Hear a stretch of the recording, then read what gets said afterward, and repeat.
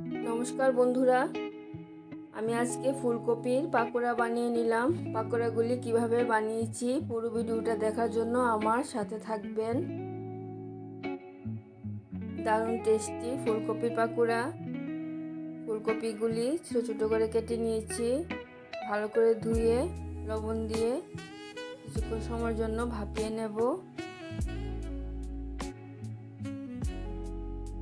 ফুলকপিটা ভাপাতে বসিয়ে দিয়েছি, লবণটাও দিয়ে দিলাম। এদিকে পেঁয়াজ, আদা, ঝাল অনুযায়ী কাঁচা লঙ্কা নিয়ে নিলাম, একসাথে পেস্ট করে নেব।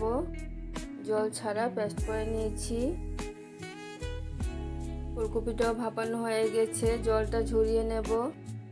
পেঁয়াজ, আদা, কাঁচা লঙ্কার পেস্টটা বাটির মধ্যে নিয়ে নিলাম, আর পরিমাণ মতো ময়দা নিয়ে নিলাম, বেসন নিয়ে নিচ্ছি। আমি ফুলকপির পাকোড়াগুলি অনেক কিছু দিয়ে বানিয়ে নিচ্ছি। ময়দা, বেসন, সুজি, কর্নফ্লাওয়ার নিয়ে নিলাম। ফুলকপির পাকোড়া শুধু কর্নফ্লাওয়ার আর বেসন দিয়েও বানানো যায়। নিয়ে নিলাম জিরে গুঁড়ো, ধনে গুঁড়ো, কাশ্মীরি লাল লঙ্কার গুঁড়ো, স্বাদ মতো লবণ, হলুদটাও নিয়ে নিলাম। আর দিয়ে দিচ্ছি সামান্য গোলমরিচের গুঁড়ো। ভালো করে মিশিয়ে নেব। মেশানো হয়ে গেলে অল্প অল্প জল দিয়ে ব্যাটারটা গুলে নেব।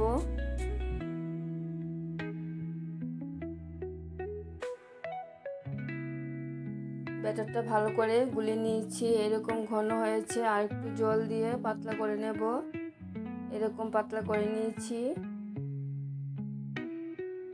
এখন এই ব্যাটারের মধ্যে ভাপিয়ে রাখা ফুলকপিগুলি নিয়ে নিলাম, ভালো করে ব্যাটারের সাথে মিশিয়ে নিচ্ছি।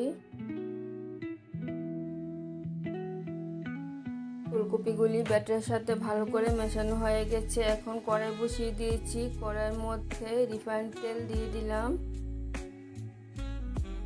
তেলটা ভালো করে গরম হয়ে গেলে গ্যাসের আঁচটা মিডিয়ামে রেখে এক এক করে ফুলকপির পাকোড়াগুলি দিয়ে দিচ্ছি।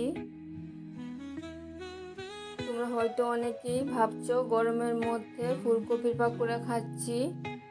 আমার এবার শীতের সিজনের ফুলকপি দিয়ে পাকোড়া খাওয়া হয়নি, তাই গরমের মধ্যেই ফুলকপি আনা হয়েছে, পাকোড়া বানিয়ে নিলাম। গ্যাসের আঁচটা মিডিয়ামে রেখে পাকোড়াগুলি ভেজে নিচ্ছি। পাকোড়াগুলি ভাজা হয়ে গেছে, তুলে নেব। কেমন হয়েছে মুচমুচে তোমাদেরকে দেখিয়ে দিচ্ছি। বাকিগুলিও একই রকম ভাবে ভেজে নিচ্ছি। আরো কিছু রয়ে গেছে, পরে বানিয়ে নেব। আজকে আমরা ফুলকপির পাকোড়াগুলি ডাল ভাত দিয়ে খাবো, আর কিছু চাট মশলা দিয়ে খাবো। তোমরা তোমাদের পছন্দের সস দিয়ে পরিবেশন করে নেবে। পকোড়াগুলি ভাজা হয়ে গেছে। ফুলকপির পকোড়াগুলি অনেক টেস্টি হয়েছে। রেসিপিটা ভালো লাগলে লাইক দিয়ে দেবেন। আমার ভিডিওটা দেখার জন্য অনেক ধন্যবাদ।